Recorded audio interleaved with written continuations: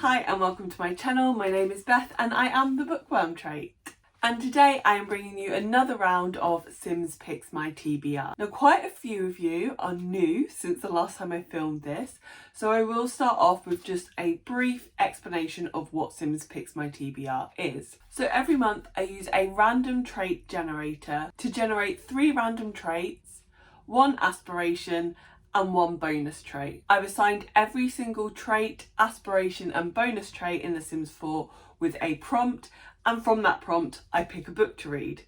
This does only give me 5 books, which means I still have some space to mood read or pick up books for readathons or whatever I feel like doing. If you are interested, all of the prompts and the random trait generator are linked in the description down below. So before we get started on this month's TBR, let's just talk about how last month went. As per usual, I did not read all the books on my TBR. So these are 4 of the 5 books that I had to read in September. One of them was an audiobook. So my first prompt was Insider, and for that I selected Or What You Will for a book with a celebrity, in this case a famous author, and I DNF'd this book at 50% of the way through because I hated it. I found Or What You Will to be incredibly pretentious with a very big focus on history, which is not something that is interesting to me. The next book was this tiny little thing. This is Mr. Salary by Sally Rooney, and this was for the trait Genius, which was to read a book by my favourite author. I've read Normal People and Conversations with Friends by Sally Rooney, both of which I absolutely adored and gave 5 stars. This was the only other thing I could find that she had written, and this was amazing. I am giving this 5 stars, and I have never given a short story 5 stars before, and this was literally 33 pages of this. Like, this is big writing. I'm hoping one day Sally Rooney turns this into a full-length novel because it was so intriguing.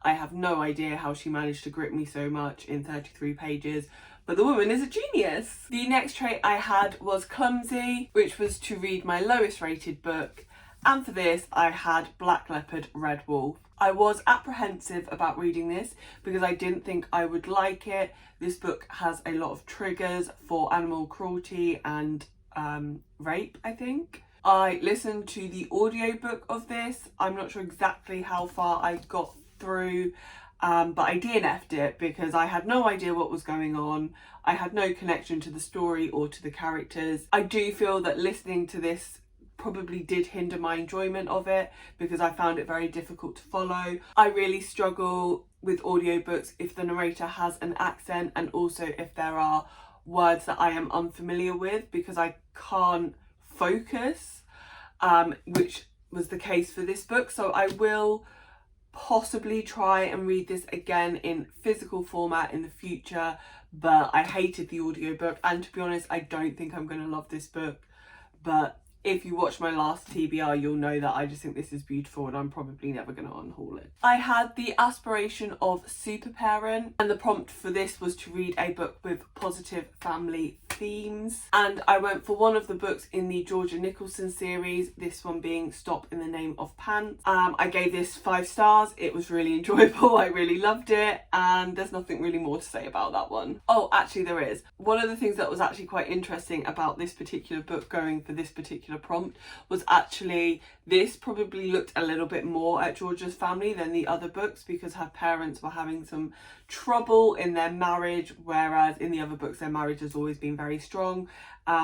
It was still very positive overall. Her family is very normal and natural, but it was interesting that that theme that hadn't happened before happened to come up in this book. So my bonus trait was domestic, and the prompt for this is to read a domestic thriller. For this I had Blood Orange, which I have not started. I am going to start it today. I'm going to start this book today, and I'm going to aim to read at least 50 pages. I have 2 days left of the month. If I can get 100 pages into this before the end of the month, then I think that's fine. I think that counts. It's my TBR game, so I'm saying it counts. I did have a few extra books on my TBR because I did take part in Bookopoly-a-thon. I will just run through them quickly now because there is only 2. And one of those was Get Alive Chloe Brown, which I absolutely loved, gave 5 stars. It was amazing. I can't believe it's taken me so long to read it. And the other was Final Girls, which I am currently listening to the audiobook for, and so far I am really enjoying. Okay, so let's get into this month's TBR. So the traits that I had for my October TBR are Art Lover, and for this the prompt is to read a beautiful book. I had Dog Lover. I will explain the prompt for this one in a little bit more detail later on, but for now we're just going to call it Frankie Rejects.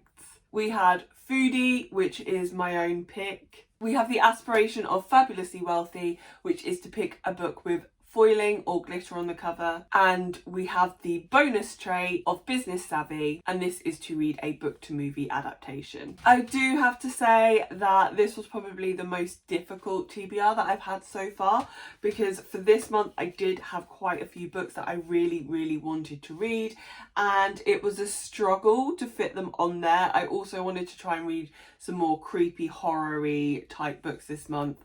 And again, it's just kind of difficult to fit everything on there that I wanted.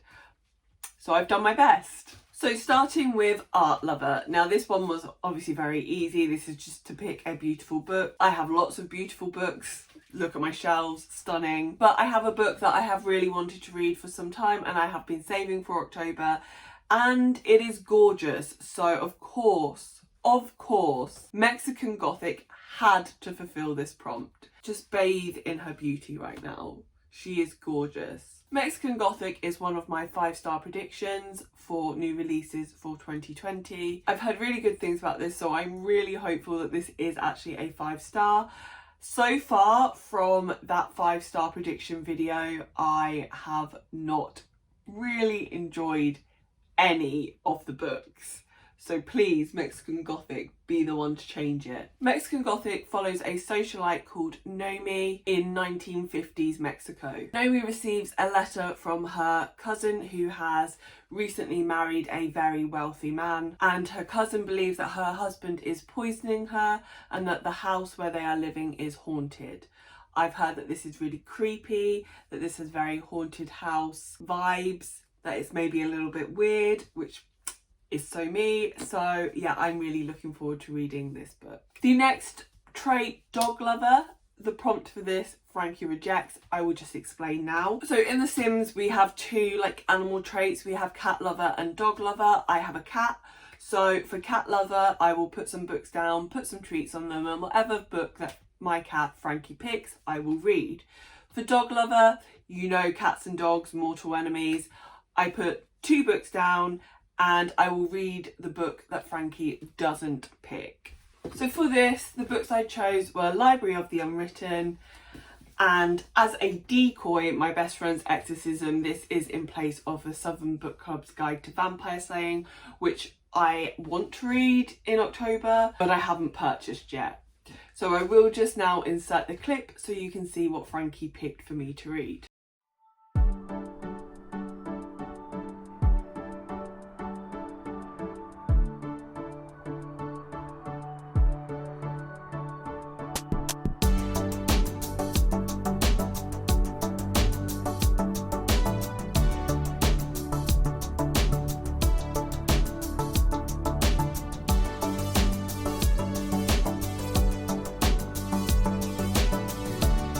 So as you can see, Frankie went with Library of the Unwritten.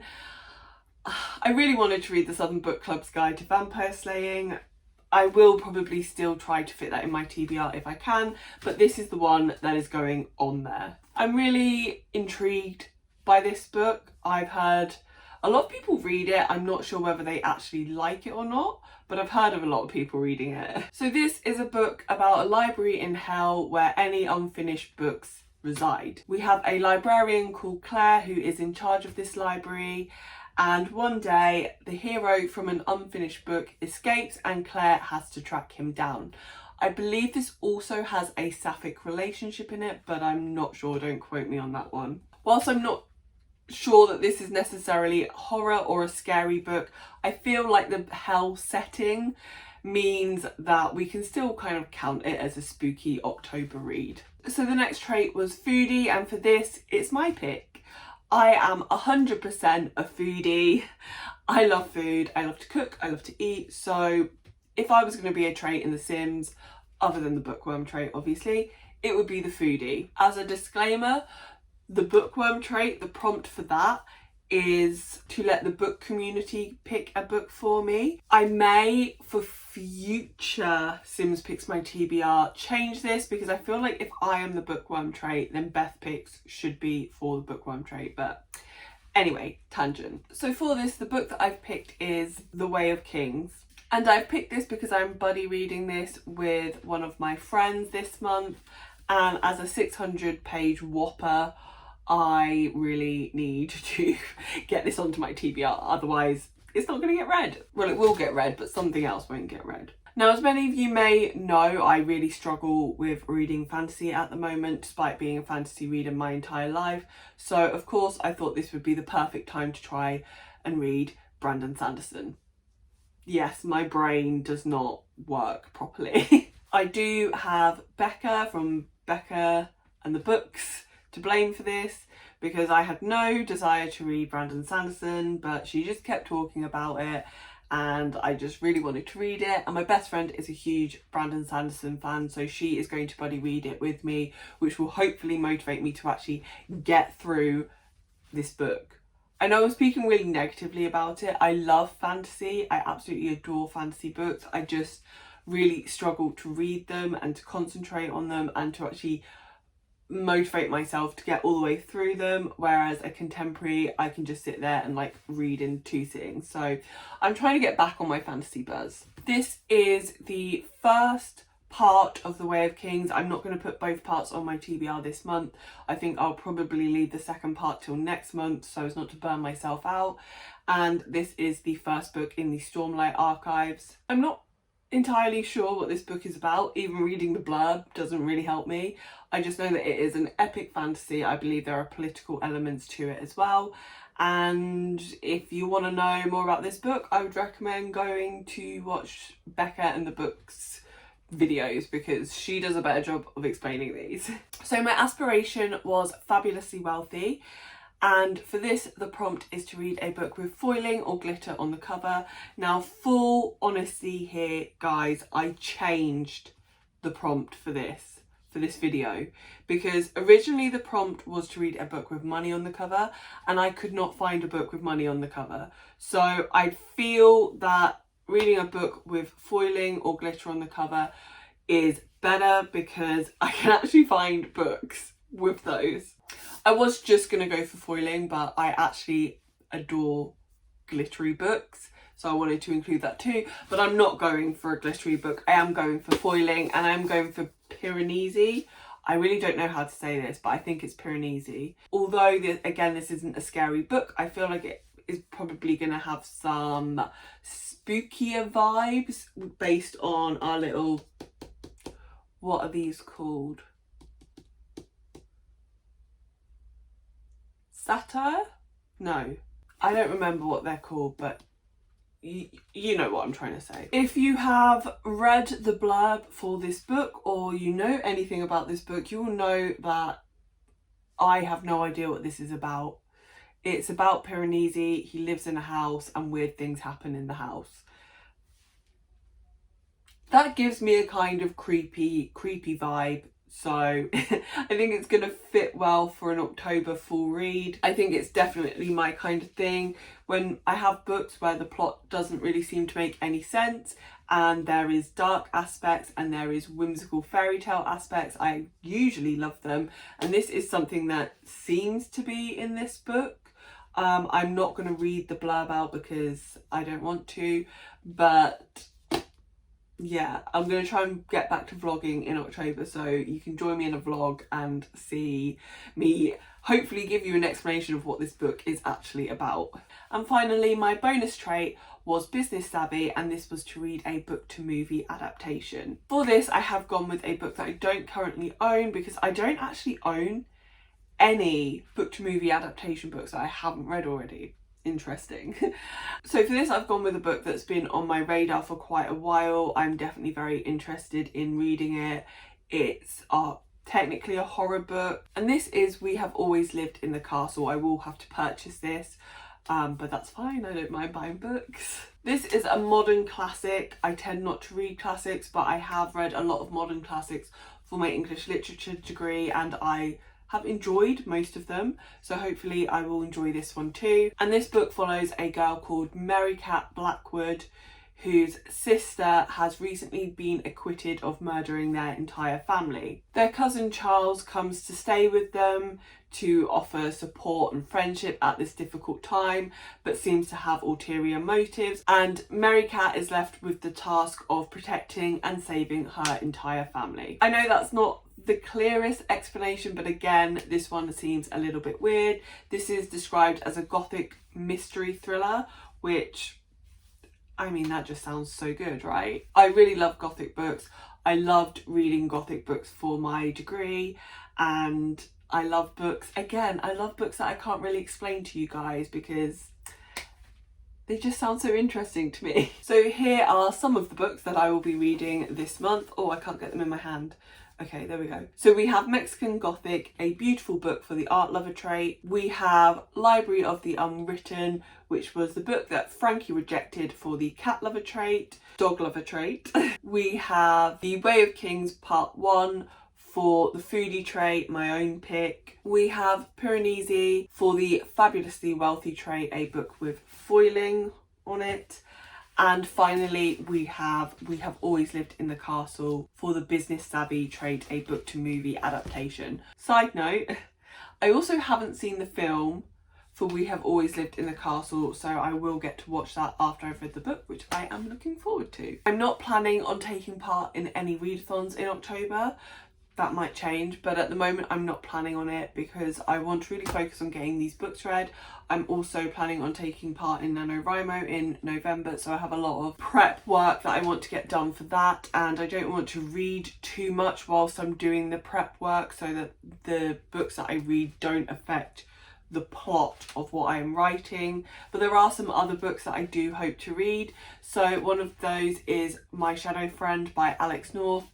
I'm hoping to do a buddy read with one of my friends for this, but it will depend on how busy we are in the month. I would also really like to read the Southern Book Club's Guide to Vampire Slaying. I really enjoy Grady Hendrix's writing, and I was hoping to read this in October, but Frankie didn't pick it. And finally, I'm hoping to read some romance. Reading Get a Life Chloe Brown this month has really got me back into a romance mood, which is annoying because it is October. I should be reading horror, not romance. In September, Katie Roberts released the next book in the Wicked Villains series, The Sea Witch, so hopefully I can get around to that as well in October. But that's everything from me. Please wish me luck with my reading. If I could read all the books on my TBR before the end of the month, that would be like amazing and the first time ever, so pray for me that October is my month. As we're in October and it is the month of spookiness, please leave me your favourite spooky emoji in the comments down below.